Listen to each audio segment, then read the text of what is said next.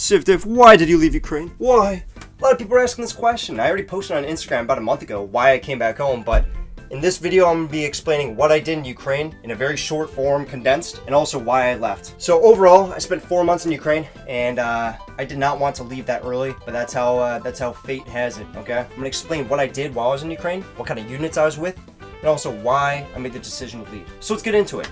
The second week of the war, I had just spent 13 months in Iraq. I was about to fly home, and I decided, well, the war started in Ukraine. I know a lot of friends who were going there. It seems like a good fight. I decided to go to Ukraine. By the time I got there, I met up with about 20 other guys from different groups that I've been with, and we all crossed to Ukraine together. We decided to take it nice and slow. We didn't want to rush to the front line because it was so early. We didn't know how long Ukraine was going to last. So we decided maybe the best work we can do for the first week is to learn the language, take it easy, jet lag, all that stuff. Deal with that while training the territorial defense, which are the local groups of fighters, new fighters, no military experience, that need to learn how to use weapons, tactics, medical stuff, and then get sent to the front line a week later. The 20 of us ended up training about 1,000 guys. It was a great experience. Those guys are super highly motivated. As you'd imagine, your country is at war. We did that for a week. Then we got into contact with a group, an actual army unit that was down south in Mykolaiv. So we all went there. We spent about 2 weeks there. The last week I was there, there was the mission, which you guys have seen the footage and I'll probably share right now. That mission started out as a recon mission, and then it ended up being something entirely different, an assault into Russian occupied territory. Yeah, that was not the best decision on my part. I went there, was not prepared, I wasn't with people that I knew. These were people, a lot of them, I'd only known for a couple days. 2 of them, a couple hours. And I went on a mission with them. I ended up coming back, and my team leader, who was in charge of like our 20-man group, he said that was not a good idea, guys. And the army unit was upset about it too, like us splitting up and everything that happened. They ended up kicking us out. But my team leader, he still liked me, and I still like him.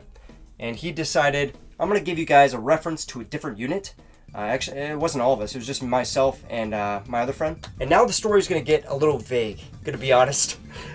These groups, I can't really talk about much of what we did, what kind of groups they were, but I'll do my best. I went to that unit, and I was there for about a month and a half. The sort of work that we were doing wasn't a whole lot of missions. It wasn't on the front line. It was in the rear line. We were doing work of arresting people, finding people, that sort of thing, all right? Kicking out doors. Now, we didn't do many missions. Didn't really pan out as much as I wanted. So after a month and a half, I looked at some other units, and one of my friends from the Marine Corps, one of the guys who was in my unit, he was out east, and he was doing work in a special forces group, Spetsnaz, and he invited me to come over. He said, you'd be a great fit, you got work as a guerrilla fighter, we'd love to have you. So I ended up taking the train with my medic, who I invited as well, because I knew he'd be a good fit, and went out and joined that unit. Now when we talk about Spetsnaz, it really isn't that big of a deal. You know, I could tell you like, yeah, some Spetsnaz, whatever.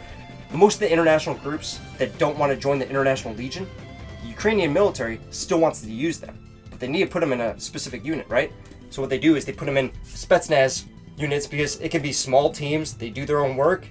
The Ukrainian military mostly trust us, so they call them Spetsnaz, and they give us a Spetsnaz unit to go and be under. And to be honest, we do Spetsnaz work. We did a lot of recon, mine placing, reinforcing different areas, different army units, and training people. And we did all sorts of different things, many missions, a lot of crazy stuff, and I spent about 2 months with them doing missions, doing everything. Now, while I was in that unit, about a month into it, I started to get some really bad lung problems. Now, I've got a bad smoking habit that I picked up from the YBS. I quit smoking a month ago. I only smoke shisha now, but it was really affecting me.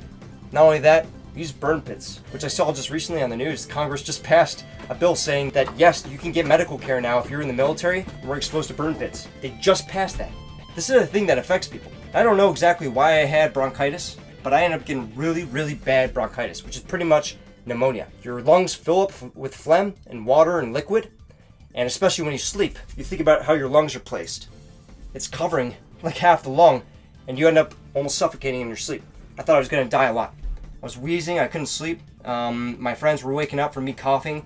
I thought I was gonna die. I've had this before in YPG. It was a bad time.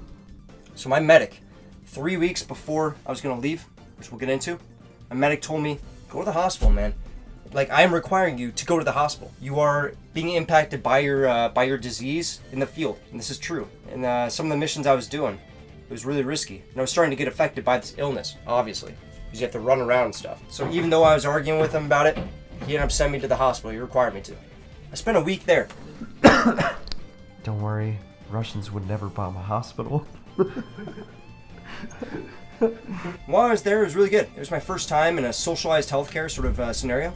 I don't know if it was just because it was wartime, but it was good. They gave us food, boarding, you could meet people, and they gave us also vitamins and as much antibiotics as they had. But I think it was because of wartime. They didn't have many antibiotics. And what happened was, at the end of my week, I was supposed to be healed up, but I wasn't. And they didn't have enough medicine to give me. And at that point, my unit was calling me back to do some paperwork. You know, we were all going to do some paperwork, so I decided to leave.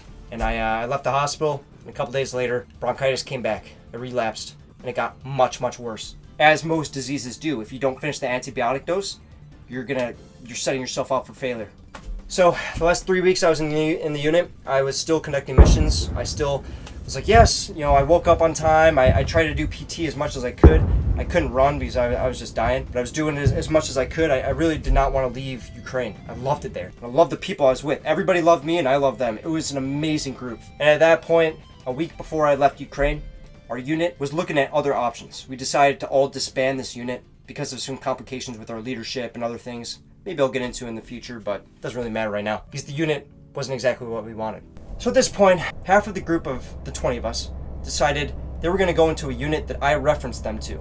The people I met in the hospital, they were all team leaders from the International Legion. They were getting paid. It's a year-long contract, but they get paid, and it's a great fit for the people in my unit. So I told them, you guys can go there, and that's where they're fighting to this day. They're doing great work. I'm seeing videos from it.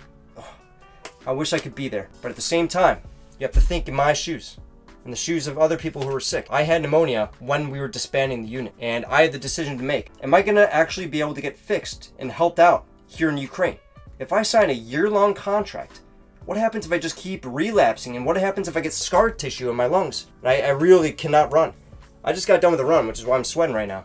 It hurts to run. My left lung, I don't know what it is, but it's not asthma. It doesn't feel like wheezing. It's not tight, but it hurts. It fucking hurts. And it's definitely permanent scarring or permanent something from bronchitis. Whether it's from burn pit exposure, whether it's from smoking, my bad smoking habit, whether it's from sleeping in bad conditions for months with clothes that you can never wash and showers that weren't available. You know, it could be anything. I just got a disease and my immune system is always bad. With clothes that you can never wash and showers that weren't available. So I decided at that point, 17 months. 17 months, let's take a break, dude. Just take a break. So I ended up going back home with the other half of my team, all for their different reasons. But every single one of them is completely valid. It could be money. It could be family back home that was dying. My medic, he missed his grandpa who died.